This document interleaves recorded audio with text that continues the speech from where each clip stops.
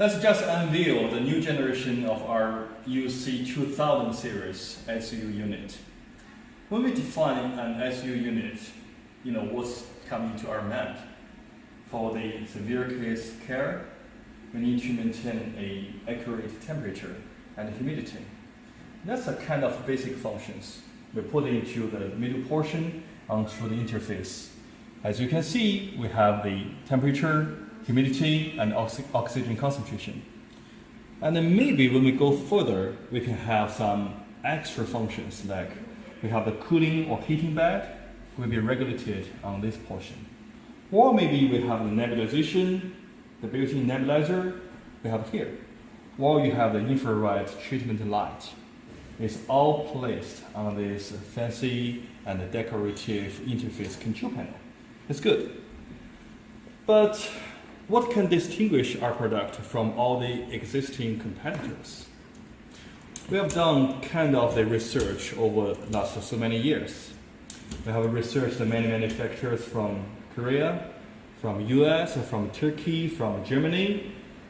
We found nothing with this function, what we call the interactive portion, which can detect all the vital signs of the animal inside, including the temperature, both the internal temperature and the surface temperature, and also, in the future, the heartbeats and the breathing beats. That's going to be something really distinguish our products from all others. We want to call it something like Mercedes, TISAS or nothing. It's not so good to be proud like this, but it is really very, very unique and outstanding. It's worth some praise like that. Let's go back to the topic. Now, here is the setting for the internal compartment temperature. When I press the button, unlock it, I can just press the temperature and set it. It's blinking. Ta-da! You can see the flame comes out, showing you the process of heating is going on. I stop it, keep in memory, it's going to work, okay?